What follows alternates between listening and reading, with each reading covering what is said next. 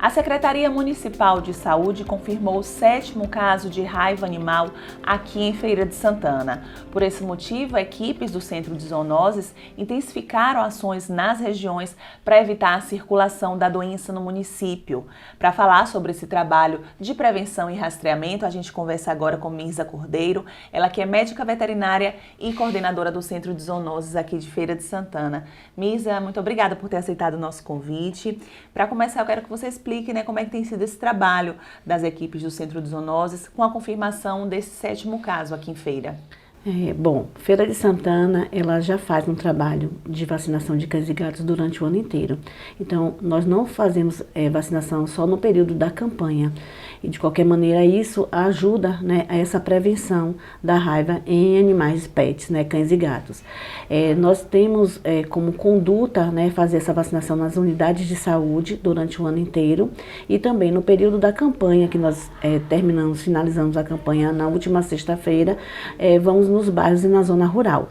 Então, o município de Feira de Santana é um município onde já atua a prevenção da raiva, independente desses casos positivos ou não.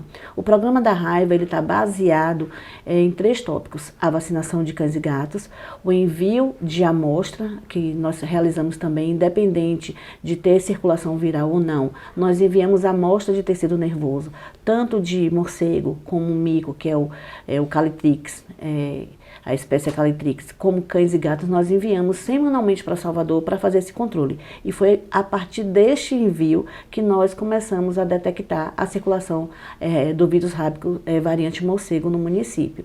E também realizamos a educação em saúde para que as pessoas tenham noção da maneira que elas podem prevenir essa doença que é de tão letalidade. A raiva, ela é uma zoonose de 100% de letalidade. Então, a gente precisa ter algumas ações bem efetivas e divulgar essas ações para a população de Feira de Santana.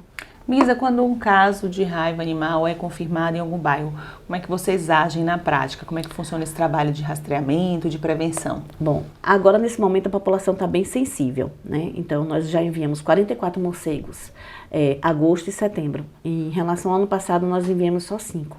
Isso é interessante porque a partir dessa sinalização que nós vamos fazer uma atuação mais específica naquele bairro positivo. Então, a equipe do Centro de Zoonoses vai até o local, nós fazemos vacinação na rua que deu positivo, casa a casa, e além disso, nós colocamos na unidade de saúde daquele bairro vacinação também. Então, fazemos vacinação casa a casa, na rua positiva, e no bairro nós fazemos a vacinação na unidade de saúde, sensibilizando as equipes de saúde, os ACs, que são os agentes comunitários, para repassar isso para a população, sinalizando a importância da vacinação de cães e gatos. Porque a gente não faz um controle dos morcegos, A nossa atuação é em cima dos animais domésticos. A gente tem o controle da raiva do animal doméstico. Então, a gente precisa que esse animal esteja vacinado. Então, a vacinação é anual. O animal tem que tomar a vacina todos os anos, independente da idade.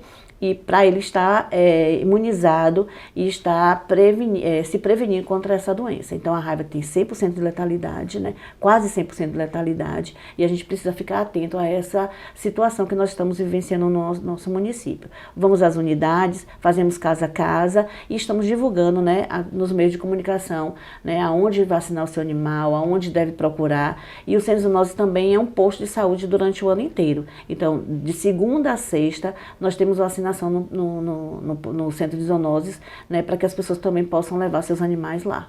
Só para entender, Mirza, caso um gato, por exemplo, ele esteja contaminado com o vírus da raiva, como é que ele transmite para o tutor, para o dono? Bom, o animal, quando ele está infectado, ele transmite para o seu tutor através da arranhadura, da mordedura ou lambedura. O vírus rábico, ele fica na saliva do animal, tá? Então, quando a gente tem esse contato e a pele não está íntegra, aí o vírus vai penetrar, ele vai se replicar no local e depois ele vai procurar as terminações nervosas para chegar até o cérebro. E aí sim fazer toda a multiplicação e depois volta do cérebro, vai para as glândulas salivares. Então, tem todo um processo, para que esse vírus percorra o organismo do animal ou dos seres humanos. Agora, salientamos que toda mordedura, toda arranhadura, independente do animal ser doméstico ou não, precisa ter essa atenção e procurar a unidade de saúde para ter a orientação mais correta possível. Perfeito. Misa, caso a população, né, encontre um morcego morto, por exemplo, qual é a orientação? Bom, o morcego morto, a gente, primeiro, morto ou com comportamento atípico, ele tem que avisar o centro de zoonoses. Nós vamos até o local fazer a remoção. Pedimos e orientamos as pessoas não manipular com esse animal. Ele tem que deixar o animal isolado, se possível colocar qualquer, um vaso, um balde nesse morcego para outros animais não terem contato, porque principalmente gato é caçador e gato tem esse hábito, né, de levar para o seu proprietário o animal, então ele acha que aquilo ali é um presente, então ele leva um morcego, ele leva uma lagartixa e a gente precisa ter muito cuidado com relação a isso, então o animal não pode ficar exposto, tem que se colocar algo, né, para que o animal a gente possa ir buscar o mais rápido possível, né, e aí o centro de zoonose vai até o local e nós fazemos todo o procedimento de envio desse animal para o LACEN, que é o LACEN, que é o Laboratório Central, que fica em Salvador, que vai detectar se esse animal tem um vírus rábico ou não. Perfeito. E se a pessoa ela for mordida ou arranhada por um animal doméstico, o que é que deve fazer? Nós temos um centro de antirrábico, setor antirrábico humano, que fica na Rua Geminiano Costa. Lá funciona de segunda a domingo, final de semana de 8 até as 12, e a pessoa deve se dirigir, existe um médico de referência, esse médico vai fazer o encaminhamento correto, qual o protocolo a ser seguido. Existe um protocolo do Ministério da Saúde, onde esse médico vai orientar se a pessoa vai tomar vacina, se a pessoa vai observar, então o médico vai fazer uma avaliação e esse médico que vai orientar o que deve ser feito. Contudo, todo animal silvestre, raposa, sariguê, micos, né, que é o nicozinho que o pessoal fala, né, a pessoa tem que tomar muito cuidado e não pode deixar de fazer esse atendimento. Então, com a maior brevidade possível, a pessoa deve se dirigir, né. Quando for esse tipo de animal silvestre, ela tem que tomar o soro, que é feito no Clédito Andrade. Se a pessoa for primeiro ao Clédito, depois ela é encaminhada ao setor antirrábico, mas precisa fazer isso com a maior brevidade possível. Misa, quantos animais já foram vacinados contra a raiva esse ano aqui em Feira? Mais de 35 mil animais já foram vacinados, porém a gente precisa ficar alerta que a gente precisa vacinar muito mais. Feira de Santana tem muito mais animais e às vezes as pessoas não ouvem falar da raiva e aí falam assim, não, meu animal é domiciliado, né, eu não vou vacinar meu animal esse ano, mas não deve fazer esse tipo de procedimento, ela tem que vacinar, porque o que está circulando é vírus variante morcego, então a gente não sabe, né, quando o morcego vai entrar na nossa casa, se nosso animal teve algum contato ou não, né, com esse animal, então a gente precisa fazer esse alerta. Os animais, independente da idade, independente se ele foi vacinado ou não, ele precisa anualmente tomar a vacina antirrábica.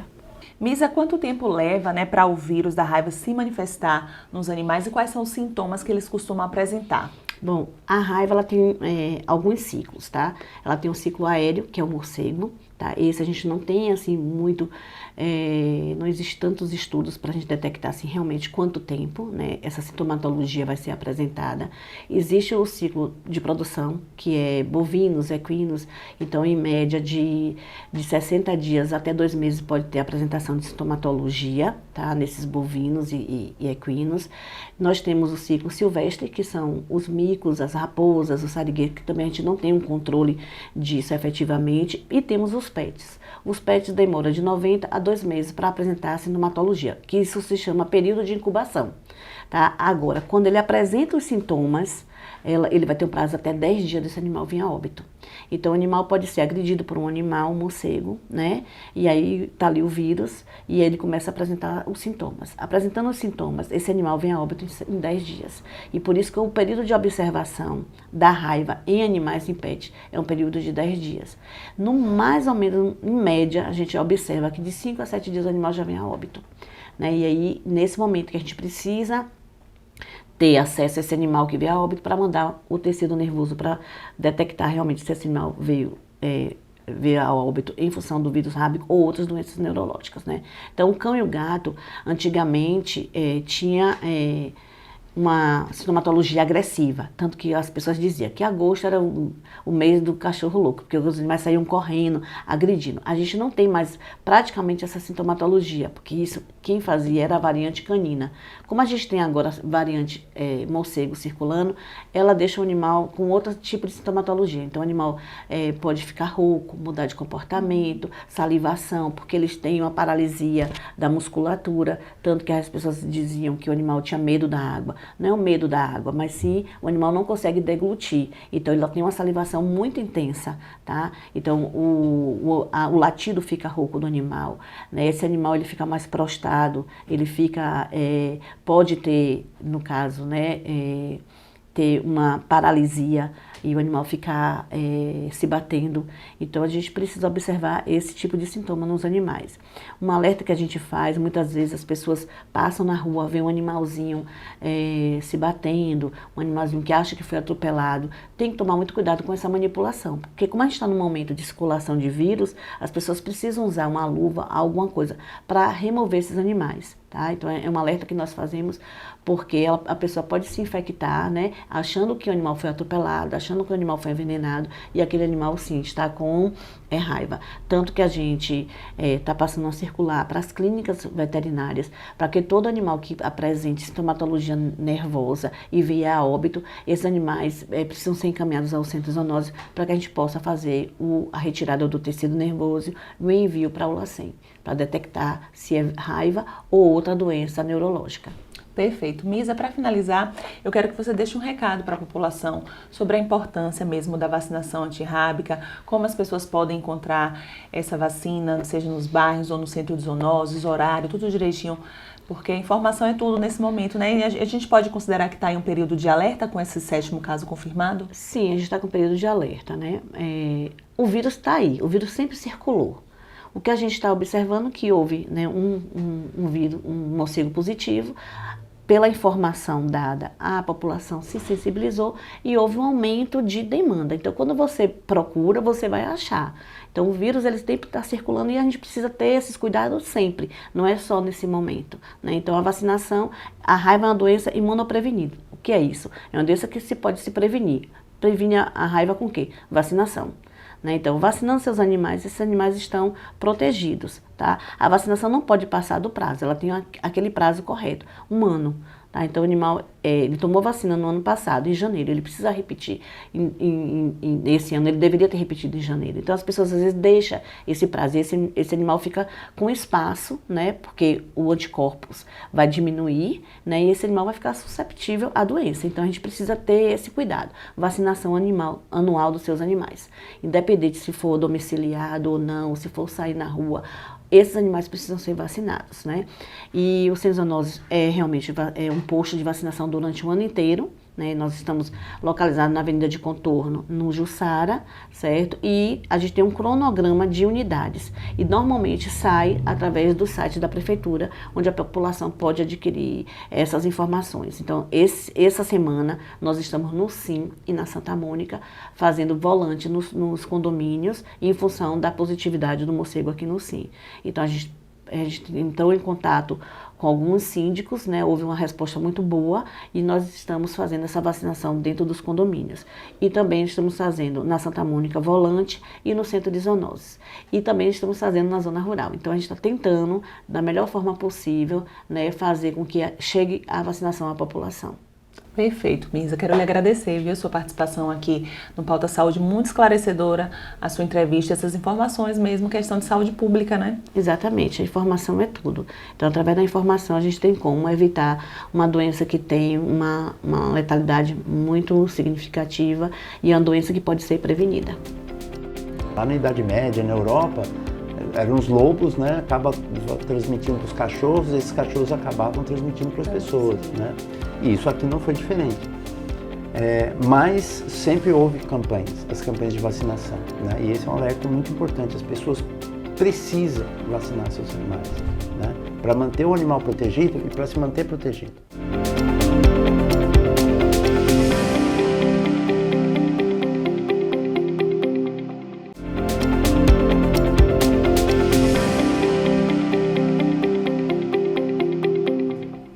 A gente continua o programa Pauta Saúde. O nosso entrevistado da vez é Aristeu Vieira, ele que é médico veterinário e professor da UFES e vai tirar todas as dúvidas da gente a respeito dos morcegos. Professor, muito obrigada por ter aceitado o nosso convite. Para começar, eu quero que o senhor se apresente, fale um pouco do trabalho que o senhor realiza enquanto pesquisador e professor da UFES. Certo.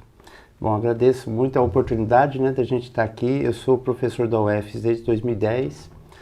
Médico veterinário, né, como vocês comentaram, e venho trabalhando junto ao Grupo de Pesquisa Zoonose e Saúde Pública, que é o nosso grupo de pesquisa, há alguns programas de extensão que a gente tem na UFES ligados a essa questão das parasitoses, principalmente, e sou coordenador hoje do Laboratório de Análises Clínicas e Parasitologia, né. Bom, a gente vem de uns anos para cá, né, com apoio principalmente da Fundação de Amparo à Pesquisa do Estado da Bahia, a FAPESB, do CNPq também e da CAPES, fazendo alguns trabalhos para entender que espécies de morcegos ocorrem na Bahia, né? Então existe um trabalho em conjunto com o Museu de Zoologia da UFES e com parceiros, por exemplo, da Universidade Estadual de Santa Cruz, em Ilhéus, e outras instituições. Então uma questão é essa, a gente entender a diversidade de espécies, que são muitas, né, no mundo, no Brasil e particularmente na Bahia. E entender, aí vem o nosso lado mais afeito à pesquisa das zoonoses, se esses morcegos podem estar carreando agentes que eventualmente possam ser patogênicos também para o ser humano, né? Porque isso é uma das definições de zoonoses, que são essas doenças compartilhadas entre o homem e os animais, né? Então, eventualmente, os morcegos podem transmitir algumas enfermidades, e a gente vem estudando vírus, vem estudando protozoários, vem estudando fungos, né, que são alguns dos micro-organismos que eventualmente podem causar doença no morcego, podem causar doença em outros animais e também no ser humano. Perfeito. Professor, existe uma estimativa do número de espécies no mundo, no Brasil e na Bahia? Existe. Olha que interessante. Os morcegos, eles são o grupo de mamíferos. Então, lembrar que o morcego é um mamífero, né? Como nós. Eles são, depois dos roedores, né, que são os ratos, a capivara e tal, eles são o grupo mais diverso no planeta. Então, hoje a gente contabiliza cerca de 1.400 espécies de morcegos no mundo inteiro. No Brasil, 180, e aqui na Bahia a gente tem um levantamento de 109 espécies. Os nossos grupos já tiveram contato com 44 espécies na região da Caatinga e 80 espécies na Mata Atlântica, principalmente no sul da Bahia. Perfeito. Professor, recentemente aqui em feira nós confirmamos o 5º caso, né, de raiva detectado em morcego este ano. Como é que a gente sabe que os morcegos pegam raiva? Como é que funciona essa questão da transmissão? Explica pra gente. Então, em determinados ambientes, aí, principalmente o ambiente rural, os morcegos são os principais reservatórios da raiva. São eles que mantêm o vírus circulando. Tem que lembrar que a raiva é uma doença aguda, né? Virtualmente 100% fatal, né? Se o vírus consegue atingir o sistema nervoso central. Então, é uma doença que vai causar um quadro de encefalite, né? Seja nos animais, seja no ser humano, com diversas sintomatologias, mas que é virtualmente fatal. É uma das viroses mais graves que existem, né? Em função dessa taxa de mortalidade. Então, os morcegos, principalmente na zona rural, eventualmente no ambiente silvestre, nas matas, eles se não um dos principais reservatórios, que é aquele animal que mantém o vírus, né, em seu corpo, eventualmente sem sintomas, mas que pode acabar transmitindo, né? Nesse aspecto, os morcegos são muito especiais, eles têm uma resposta diferenciada a esses agentes e, eventualmente, eles conseguem sobreviver. Então, é isso que mantém o vírus circulando, principalmente no ambiente silvestre, nas matas, e eventualmente no ambiente rural, né? E aí, no ambiente rural, existe a gente fala até do ciclo rural da raiva, né? Porque se mantém nos morcegos hematófagos, que são aqueles que se alimentam de sangue, né? E é interessante lembrar que só existem 3 espécies que se alimentam de sangue. Nesse mundo de morcegos, só 3 espécies, sendo que apenas uma delas tem preferência por sangue de mamíferos, né? Por exemplo, dos animais de uma fazenda, né? Do boi, do cavalo, né? Então é uma espécie só, que é o Desmotus rotundus, o famoso morcego vampiro. Então ele realmente tem um papel muito importante na transmissão da raiva no ambiente rural, né? Mas a gente tem que tomar um cuidado que todos os morcegos são suscetíveis à raiva. E todos os morcegos podem transmitir a raiva, né? Então eles podem ser infectados. E puxa vida, como é que o morcego se infecta, né? Normalmente tendo contato entre eles. Eventualmente o morcego vai se infectar a partir de outros animais, né? Então, principalmente no ambiente silvestre, né? Nas matas ou na caatinga, então podem haver outros animais que são reservatórios também. As raposas, né? São aqui, principalmente na nossa região, é um animal que os canídeos silvestres, né? Os parentes do nosso cachorro, mas que são do mato, o cachorro do mato, a raposinha. Eles também podem ter raiva, como qualquer mamífero, né? Qualquer mamífero pode ter raiva e, eventualmente, transmitir a raiva se ele estiver com o vírus, né, na saliva, porque o vírus ele faz um caminho, né? Quando um animal morde, por exemplo, um cachorro, um gato, um morcego, morde um outro animal ou morde um ser humano, esse vírus ele se reproduz primeiro nas células musculares, ali na região da mordida, e aí ele acaba passando para o nervo. Quando ele passa para o nervo, ele sobe e vai se instalar no cérebro. E aí lá no cérebro é que ele é um vírus que a gente chama de neurotrópico. Então é lá no cérebro que ele vai se reproduzir mais, causar as alterações, né? Alterações de comportamento que são muito típicas assim no cão, no gato, eventualmente no morcego. E aí a gente tem que ficar atento com a mudança de comportamento do morcego. E aí ele volta para as glândulas salivares, né? E é onde a saliva vai ter vírus. E aí na mordida, às vezes na arranhadura, porque daí eventualmente pega a saliva ali na arranhadura, que vão ser as formas de transmissão desse vírus. Então, para que o ser humano ele pegue raiva, ele não precisa necessariamente ser mordido. E não precisa ser necessariamente pelo morcego, já que qualquer mamífero Sim, pode... qualquer mamífero, né? Isso, aí a gente tem que chamar atenção, né? Porque assim, o morcego ele tem um papel importante porque ele tem uma mobilidade muito grande. A fama vai toda para o morcego, né? Coitadinho, né? Coitadinho. É porque assim, a gente está num estágio, principalmente no Brasil, em que a gente passa por uma história de programas muito exitosos de controle da raiva. Seja da raiva urbana, aquela que lá no seu início era mantida em cães e gatos, né, que passavam de um para o outro, isso aí tem histórias, tudo mais, tem até santo, né, que é protetor desses animais, especificamente em função desse tipo de transmissão. Então lá na Idade Média, na Europa, eram os lobos, né, acabam transmitindo para os cachorros, e esses cachorros acabavam transmitindo para as pessoas, né? E isso aqui não foi diferente. Mas sempre houve campanhas, as campanhas de vacinação, né? E esse é um alerta muito importante. As pessoas precisam vacinar seus animais, né? Para manter o animal protegido e para se manter protegido.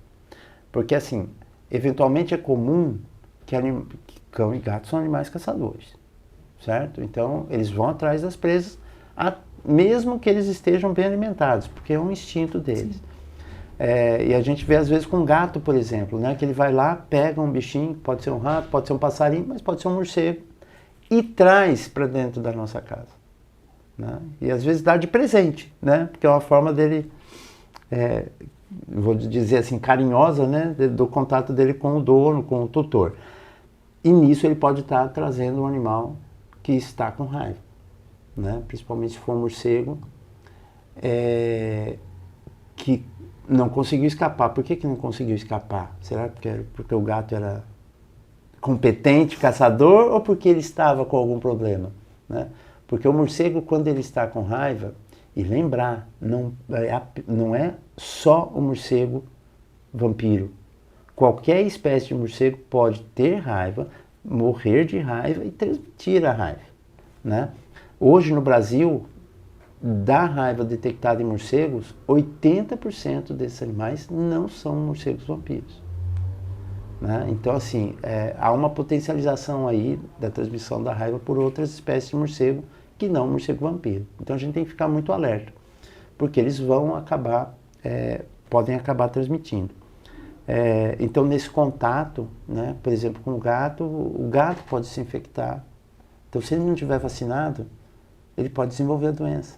Professor, como o morcego costuma ser muito temido, nós estamos registrando casos de raiva, né, principalmente aqui em Feira de Santana, é comum que as pessoas acreditem que o correto é matar os morcegos, mas não é, né? Não, não é. Então, assim, a gente precisa lembrar algumas coisas, né? Primeiro, os morcegos eles têm papéis super importantes no ecossistema, seja lá na mata, seja na zona rural, seja na zona urbana.